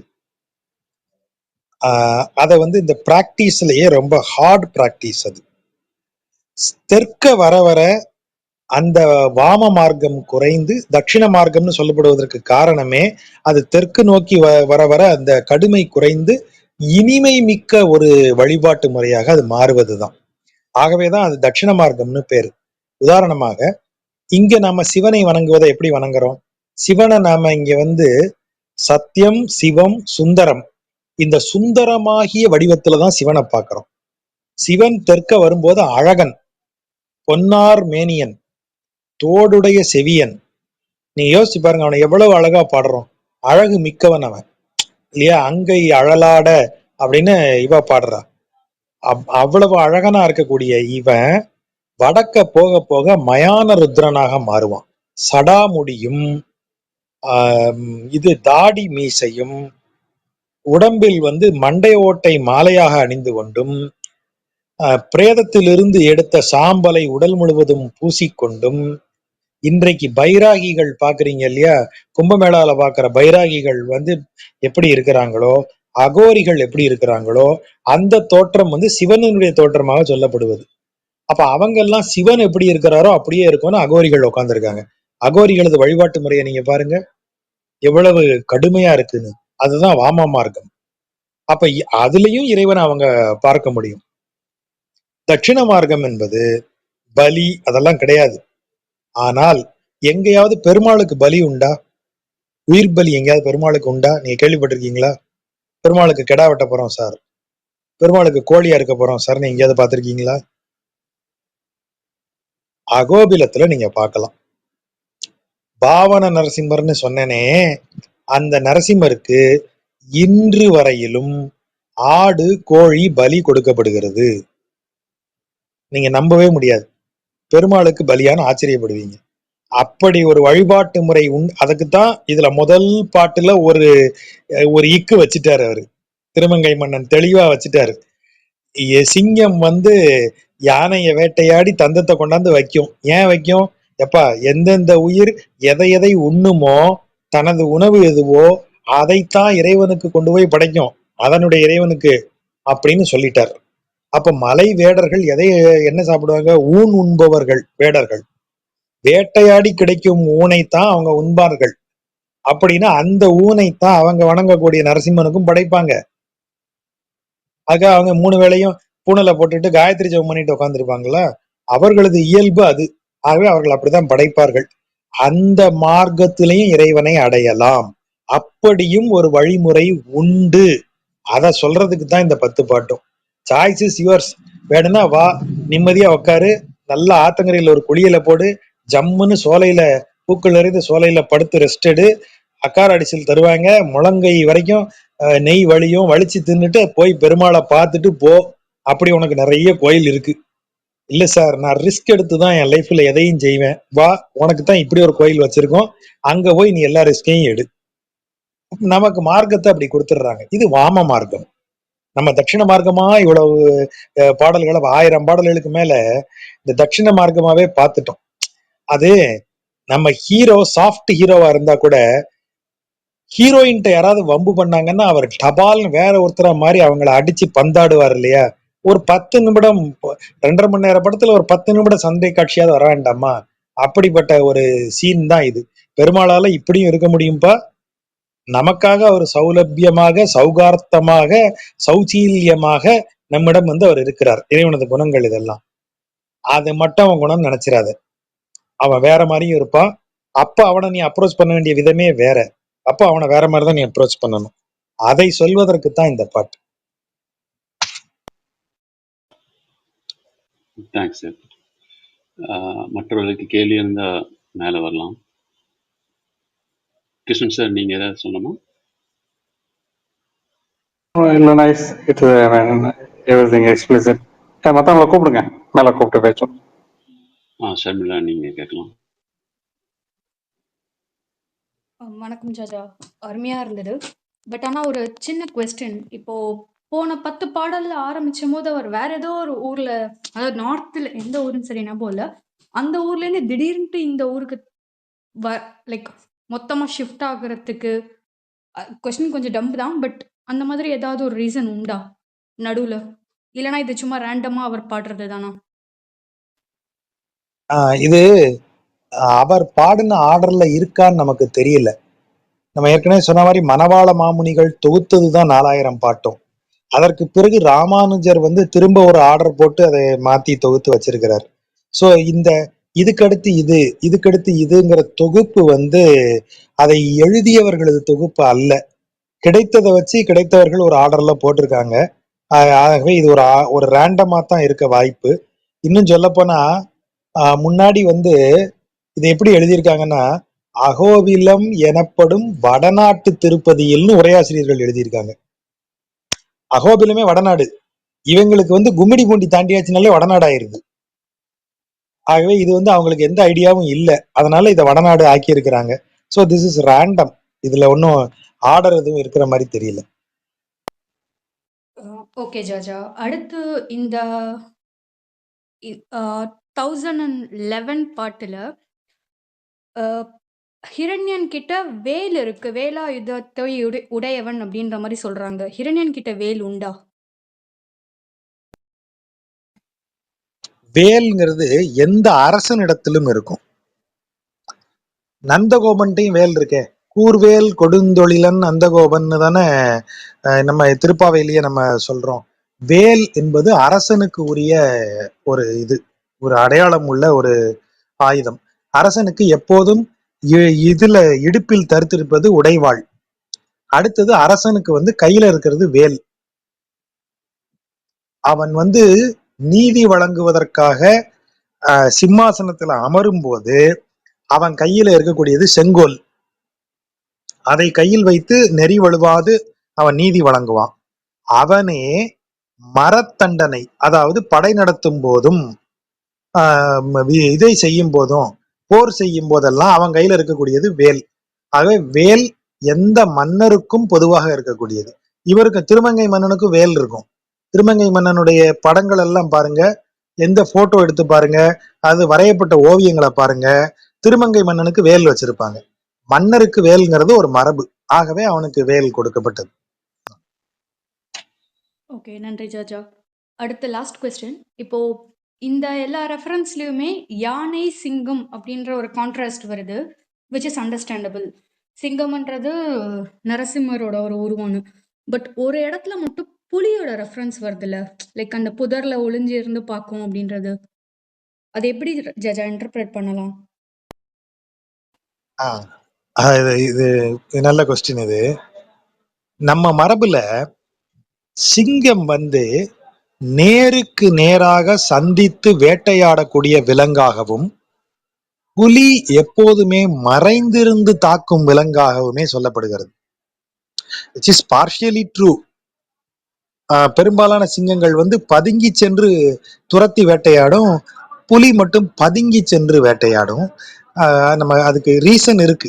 நம்ம நம்ம கவிதையை விட்டுட்டு வெறும் பயாலஜிக்கலா இதைப்படி பார்த்தோம்னா, அந்த ஜுவாலஜிக்கல் ரீசன்ல பார்த்தோம்னா புலி காட்டுக்குள்ள பசுமையான காடுகளுக்குள்ள இருக்கக்கூடியது. ஆகவே அது புதர்களுக்குள்ள கேமஃப்ளோஜ் ஆகி அது வந்து வேட்டையாடுறத ஒரு யுக்தியா பயன்படுத்துது. மாறாக இப்ப காடு அல்லாத ஒரு சமவெளி பிரதேசங்கள்ல தான் பெரும்பாலும் சிங்கங்கள் வசிக்குது. ஆகவே சிங்கங்கள் வந்து அந்த மண் நிறத்திலேயே அதனுடைய நிறம், அந்த அந்த மண்ணு பாறை அதை கேமஃப்ளோஜ் ஆகிற மாதிரி நிறத்துல அது இருக்கு. அது அப்படித்தான் வேட்டையாட முடியும்.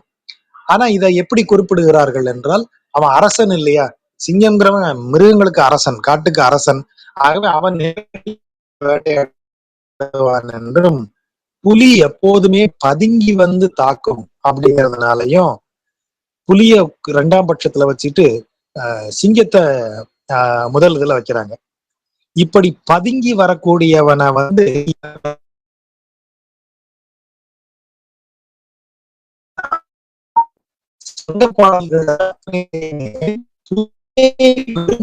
போராடி வெல்பவனாக புலியை கொன்றவர்களாக சொல்லப்படுகிறது. புலியை அடிபடுத்தியவர்கள், முரத்தால் அடித்து படுத்தியவர்களுடைய வீரம் சொல்லப்படுகிறது.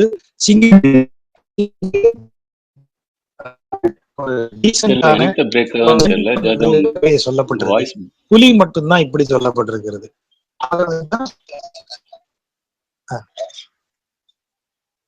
ஜாஜா, உங்க வாய்ஸ் பிரேக் ஆகுது. எனக்கு மட்டுமா இல்ல ஷர்மிளா, உங்களுக்கு ஜாஜா வாய்ஸ் பிரேக் ஆகி தான் கேக்குதா? இப்ப கேக்குதா? இப்ப கிளியரா இருக்கு. எனக்கும் பிரேக் ஆச்சு. இப்ப கேக்குது ஜாஜா.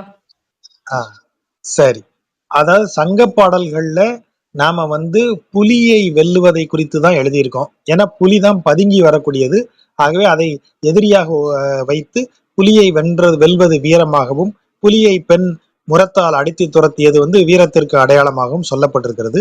சிங்கம் வந்து வலிமைக்கும் வீரத்திற்கும் அடையாளமாக சொல்லப்பட்டிருக்கிறது. சிங்கம் போல் வந்தான், சிங்கம் போல் நடந்தான், சிங்கம் போல வெற்றி பெற்றான், கர்ஜித்தான், இப்படித்தான் வருது. நம்ம சிங்கத்துக்கு ஒரு ஜென்டில்மேன் ஸ்டேட்டஸ் கொடுத்துருக்கோம். புலி எப்போதும் பதுங்கி பதுங்கி தாக்குவதால் புலியை நம்ம ஒரு எதிரியினுடைய இடத்துல வச்சு கொஞ்சம் குறைவாத்தான் மதிப்பிடுகிறோம். அதாவது நமது இலக்கிய தரத்துல அவ்வளவுதான். ஆகவே இந்த இடத்துல புலி ஏன் ஒரே ஒரு இடத்துல சொல்லப்பட்டிருக்கு அப்படின்னா, அந்த இடத்துலயும் புலி எப்படி வருது பாருங்க. மற்ற இடத்துல சிங்கம் டைரக்டா வேட்டையாடி அதனுடைய தந்தத்தை கொண்டாந்து வைக்குது. ஆனா புலி சிங்கம் எங்க போயிருக்கு, இது யானை எங்க போயிருக்குன்னு சுவடு பார்த்து மூங்கில் புதர்களுக்குள் பதுங்கி இருக்கும்னு சொல்றது. அதாவது இன்பத்திற்கு பின்னால் பதுங்கி வந்து தாக்கக்கூடிய துன்பம். நமக்கு இன்பத்தை காட்டும், நாம் இன்பத்தை அனுபவிக்கிற வேளையிலேயே அதற்கு பின்பு மறைந்து பதுங்கி இருக்கக்கூடிய, நம்மை குறிவைத்து இருக்கக்கூடிய துன்பம் நம்மை பாய்ந்து வந்து பிடிக்கும். அதை குறிப்பிடுவதற்காகத்தான் அந்த இடத்துல மட்டும் புலிய படுறாங்க.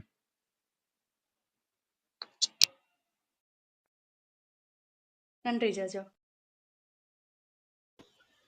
எனக்கு ஒரு ஜெனரல் கொஸ்டின்.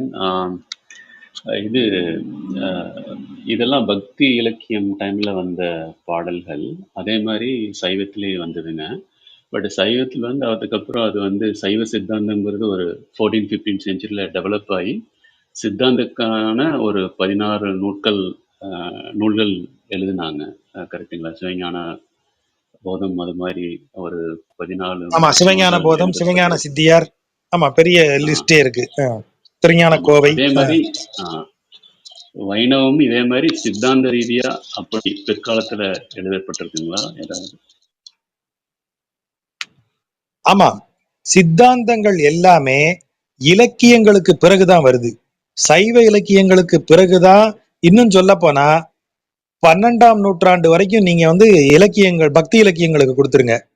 13ஆம் 14ஆம் நூற்றாண்டிற்கு பிறகுதான் 2 தரப்புலையுமே சித்தாந்தங்கள் உருவாகி வருது. வைணவ சித்தாந்தமும் சரி, சைவ சித்தாந்தமும் சரி.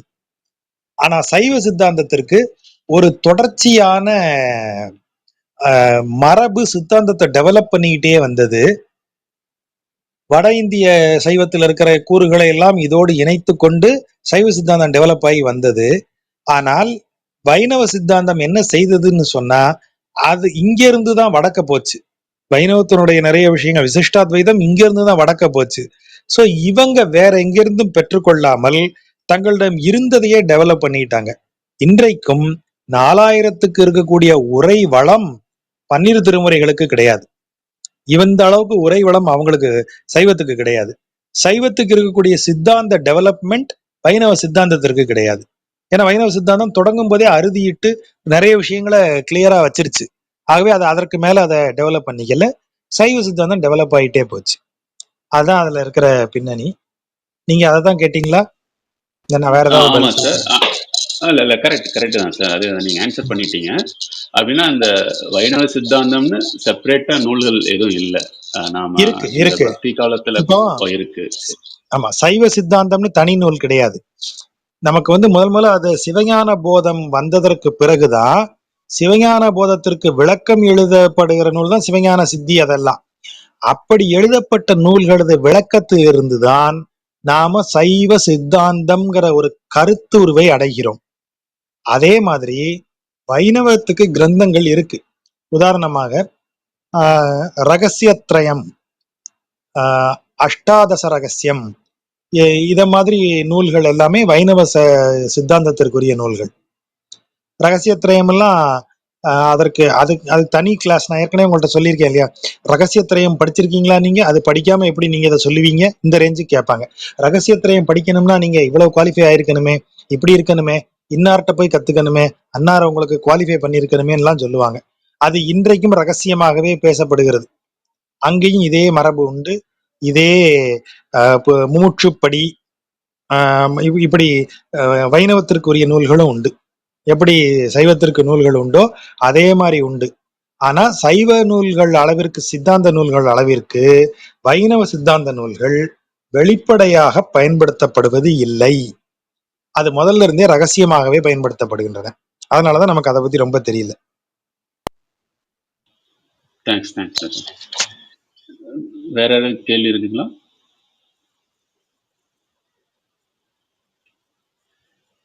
தேங்க்ஸ் ராஜா. நம்ம முடிச்சுக்கலாம். மறுபடியும் வியாழக்கிழமை. நண்பர்களுக்கு நன்றி. வியாழக்கிழமை சந்திப்போம். நன்றி.